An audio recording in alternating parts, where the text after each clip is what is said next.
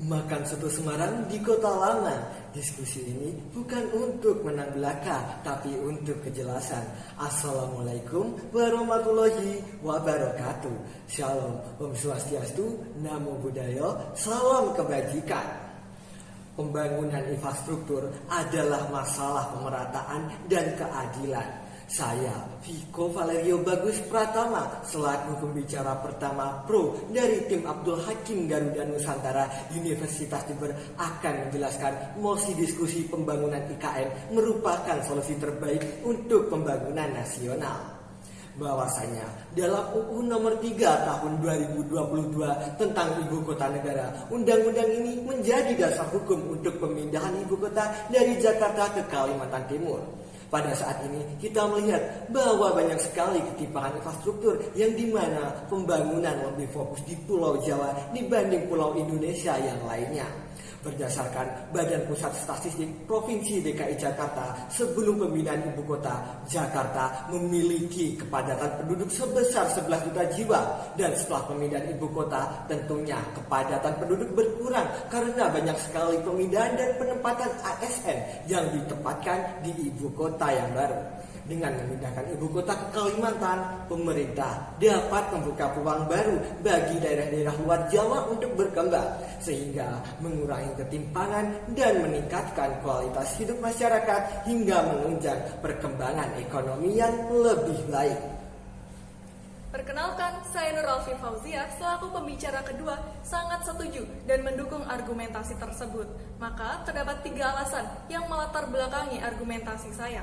Yang pertama, IKN dirancang sebagai Smart and Sustainable City sesuai dengan SDGs poin ke-7, 11, dan 13. Hal ini didukung dengan konsep pembangunan IKN yang mengandalkan energi surya, hidro, dan biomasa dengan target emisi nol bersih atau net zero pada tahun 2045. Selain itu, IKN juga akan mengadopsi sistem transportasi ramah lingkungan. Contohnya, bus rapid transit atau BRT, seperti yang telah berhasil diterapkan di Curitiba, Brazil. Kemudian yang kedua, IKN dirancang sebagai pusat inovasi dan ekonomi dengan pengembangan kawasan industri 4.0 berbasis AI, IoT, dan bioteknologi. Dengan demikian, IKN akan membuka jutaan lapangan pekerjaan baru di berbagai sektor, seperti sektor konstruksi, infrastruktur, pariwisata, hingga ekonomi digital berbasis teknologi hijau dan industri kreatif. Maka tentu saja, hal ini akan mengurangi tingkat pengangguran dan ketimpangan sosial ekonomi. Dan yang ketiga, menurut Badan Pusat Statistik tahun 2024 lalu, Jakarta telah menyumbang hampir 17% dari PDB nasional. Sementara pulau-pulau lain seperti Kalimantan dan Sulawesi hanya berkontribusi sekitar 8 dan 7% saja. Maka pemindahan ibu kota ke Kalimantan Timur akan mendorong pertumbuhan ekonomi baru dengan kebijakan nasional yang lebih inklusif dan mengurangi sentralisasi kekuasaan. Oleh karena itu, saya sangat setuju dan mendukung bahwa IKN bukan sekedar pemindahan ibu kota, melainkan sebuah transformasi menuju Indonesia yang lebih adil, maju, dan berkelanjutan sebagai solusi pembangunan nasional. Saya Filianur Anggraini, pembicara ketiga kontra dengan argumentasi tersebut. Teman-teman, pembangunan ibu kota negara atau IKN memang membawa harapan baru, tetapi di sisi lain juga mengancam kelestarian lingkungan, terutama deforestasi besar-besaran. Sekitar 30% kawasan hutan tropis di lokasi IKN yang diperkirakan 256.000 hektar terancam hilang. Padahal hutan Kalimantan bukan hanya rumah bagi satwa langka seperti orangutan, bekantan, dan burung endemik, tetapi juga berperan sebagai salah satu paru-paru dunia yang menyerap karbon dan menjaga stabilitas iklim global. Jika hutan ini terus dibabat untuk pembangunan jangka pendek yang arahnya belum jelas, kita, generasi mendatang, akan menghadapi konsekuensi yang serius seperti krisis air, kepunahan biodiversitas, hingga gangguan iklim global. Deforestasi di Kalimantan juga mempercepat perubahan iklim karena melepaskan karbon dalam jumlah yang besar. Ironisnya, justru ketiga dunia sedang berjuang mengurangi emisi. Selain itu, pembangunan IKN berpotensi memicu konflik agraria karena banyak lahan adat yang dikelola masyarakat setempat tiba-tiba diambil alih. Bayangkan ketika ekosistem hutan dirusak, hak masyarakat diabaikan, bukan hanya satwa yang menderita, tetapi juga manusia kehilangan sumber penghidupannya. Kita perlu memastikan bahwa kemajuan tidak dicapai dengan mengorbankan lingkungan dan hak masyarakat lokal. Sudah waktunya menuntut transparansi partisipasi publik dan pendekatan berkelanjutan agar IKN benar-benar menjadi proyek yang membawa keadilan, bukan kerusakan.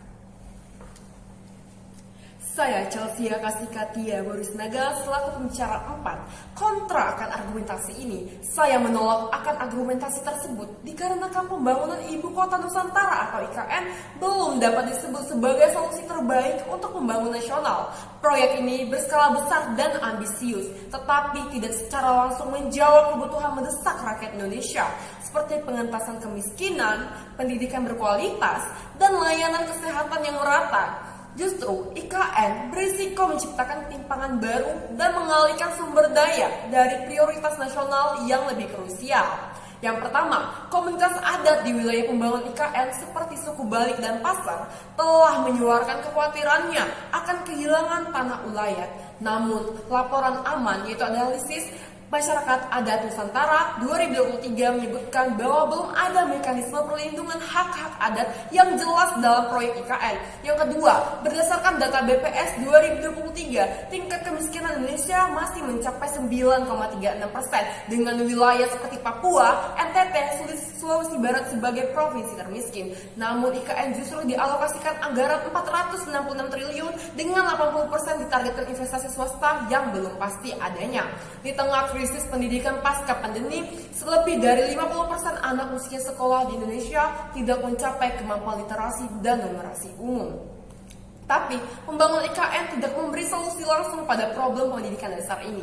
Yang ketiga, kami menghargai pandangan yang menyebutkan IKN sebagai solusi jangka panjang. Namun perlu diingatkan, kami ingin menekankan bahwa solusi terbaik bukan hanya yang bersifat simbolik atau futuristik, melainkan yang menjawab urgensi nyata hari ini. Ketika 9,36% rakyat masih miskin, lebih dari 50% siswa gagal mencapai literasi dasar, dan puluhan juta warga belum mendapatkan layanan air bersih, menyatakan pembangunan IKN sebagai solusi terbaik justru mengabaikan prioritas bangsa yang lebih genting. Adapun kesimpulan pemindahan ini diharapkan dapat menciptakan pusat pertumbuhan baru, mengurangi kepadatan di Jakarta, dan mendorong pembangunan ekonomi yang lebih merata. Namun demikiannya, prosesnya tidak boleh mengabaikan prinsip keadilan sosial, hak masyarakat adat, serta kelestarian lingkungan dan urgensi masyarakat yang masih dihadapi bangsa saat ini seperti kemiskinan, pendidikan, dan krisis ekologis.